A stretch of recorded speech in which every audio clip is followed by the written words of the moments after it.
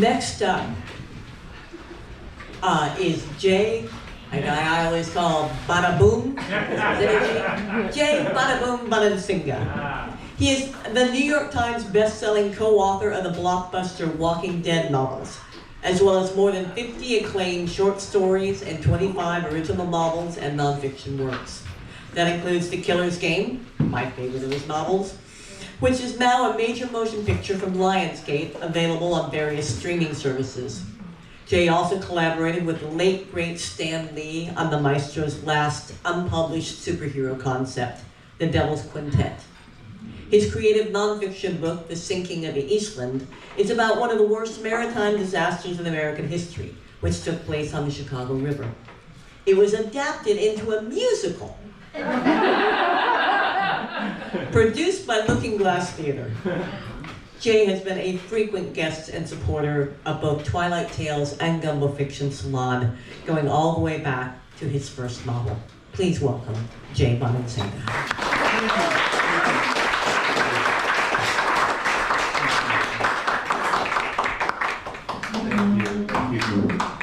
I'll be brief. It's getting late. First thing I want to say is, oh, thank you. The first thing I was going to say is, I love Tina Jens. Yeah. Barry, don't worry, it's platonic. Completely platonic. I feel like we've been through wars together. I don't know why. It's just my first book was 1994, and Tina was the first person in Chicago that invited me in and introduced me to like-minded people and had me come to Twilight Tales and do a crazy reading with a CB radio. So I don't know if there's any old-timers with us tonight. No offense. I'm one.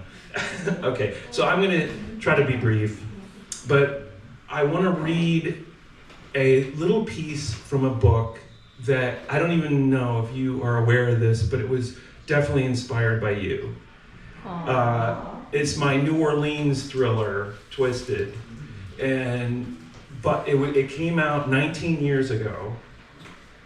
And we had known each other for many years by then, and you influenced me. You are the little piece of New Orleans here. You brought New Orleans here to Chicago. Aww. And you know, it mentored me, it really influenced me. So I'm gonna read just a little teeny piece of the prologue to this book. Basically, it's a part of a series, the Ulysses Grove Quartet, and this particular book is about a serial killer who may or may not have supernatural powers, who kills in the eyes of hurricanes. I know it's completely implausible, okay? But I thought it was cute. Okay, so this is the opening. Think Tina.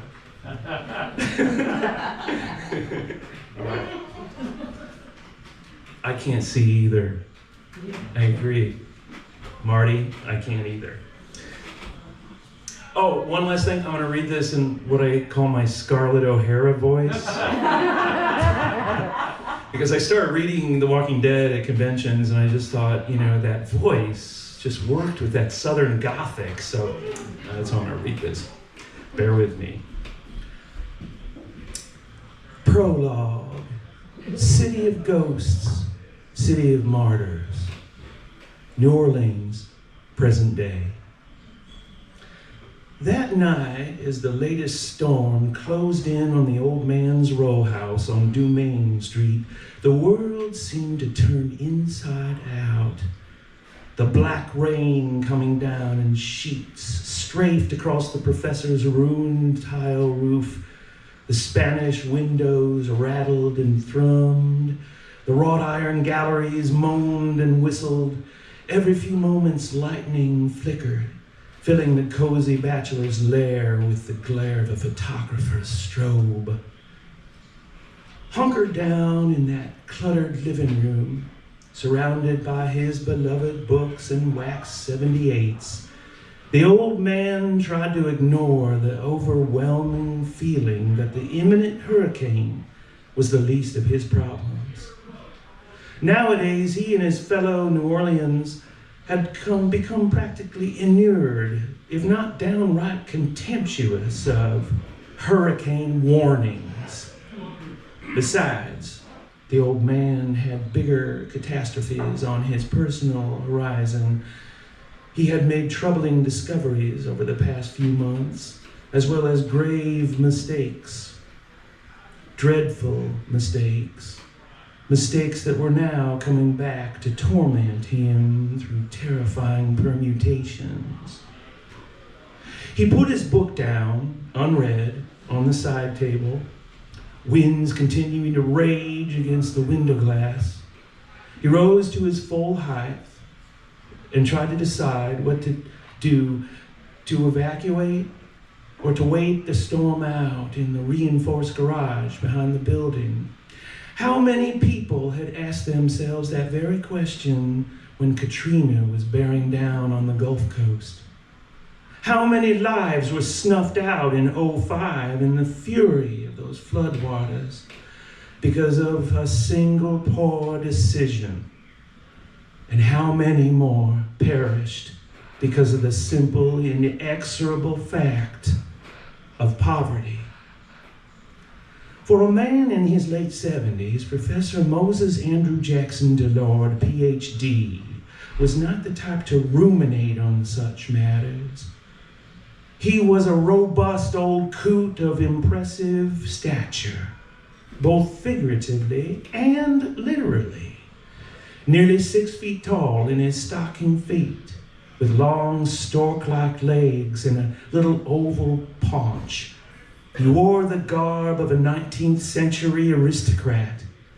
Evening jacket, silk cravat, and riding boots. His long iron gray mane swept back off his lined leathery face, and the single delicate gold loop piercing his flabby left earlobe only hinted at his bohemian lifestyle. Not to mention his proud gayness. So how had he sunken to this point? How had he botched his affairs so completely? Moses DeLord was supposed to be a man of measured judgment, one of the old lions of academia, an authority in arcane corners of history, anthropology, and archaeology. Now look at him, alone, afraid, reduced to the level of a Neanderthal, huddling horror-stricken in his cave, waiting, just waiting for the angry nature gods to subside. Like so many folks in this town, DeLord seemed to suffer from post-hurricane stress disorder, a form of manic depression punctuated by periods of debilitating pessimism. Pessimism about the future, about God and country. But all this merely served to bolster the professor's stubbornness and pride and insistence on staying put, like most of his hardier fellow denizens. The city had weathered 3 centuries of turmoil. No goddamned hurricane was going to shut them down now. He heard another noise from down the hall, maybe from the bedroom. It was a flinty, scraping noise, followed by a series of clicks. He had been hearing these noises all evening and had initially thought them simply figments of his imagination, or merely the palmetto branches scraping the windows. But now he was convinced they were the sounds of a human intruder. Someone was trying to get inside.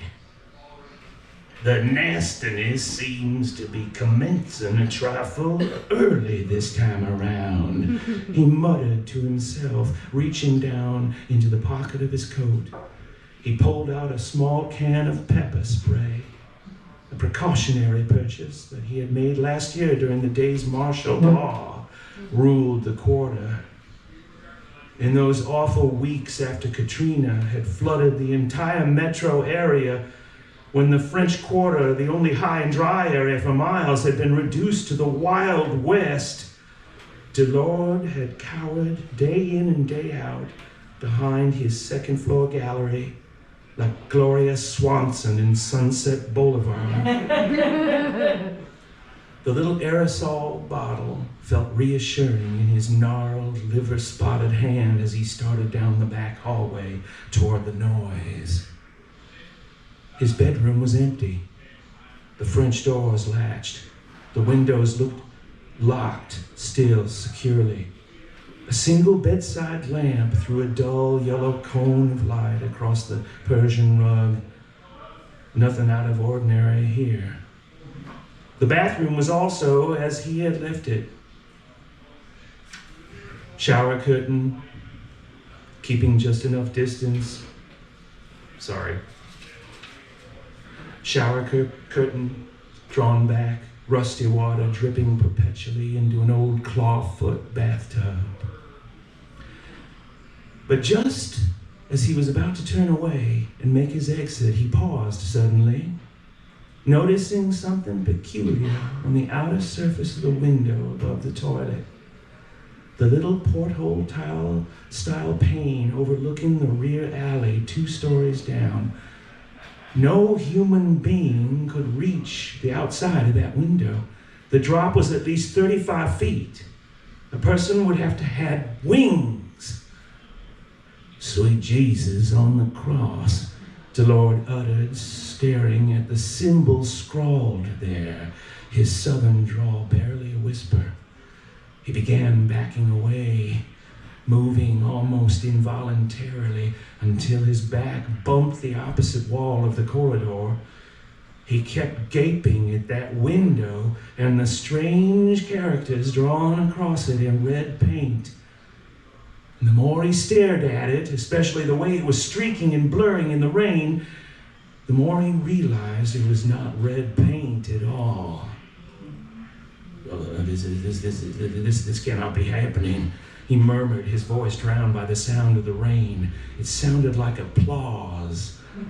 He turned and staggered back down the hallway toward the living room.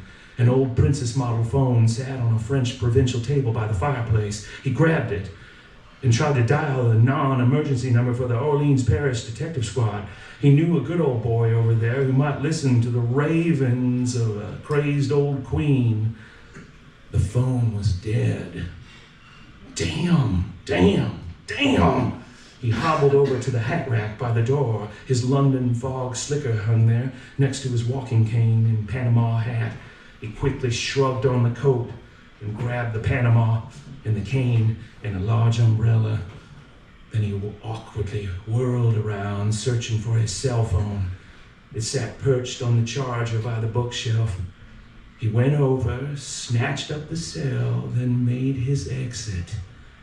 Quickly, down the rickety back stairs, across an iron platform greasy with rain, past his new tomato plants, past his ragged bougainvillea trellis, still bearing the scars of Katrina's winds all this time later. The tip of his old lion head cane slipped and squeaked as he trundled through a narrow gate and into the storm-swept back alley. Rain lashed his face as he hobbled across slimy cobblestones. Lightning flashed again, turning the scene into a silent movie flicker show.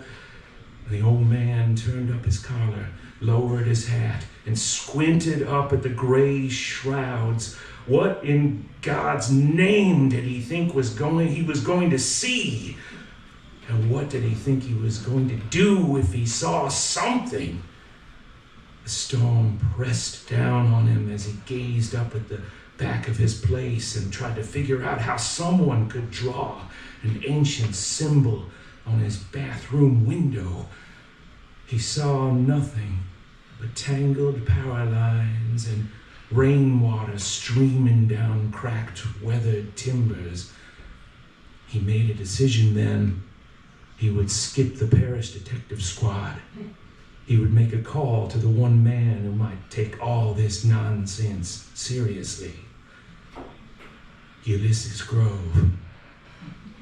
The professor took a deep, pained breath, then, and headed for the mouth of the alley, completely unaware that he was being followed. Thank you very much, Mama. Thank you. Thank you. Thank you.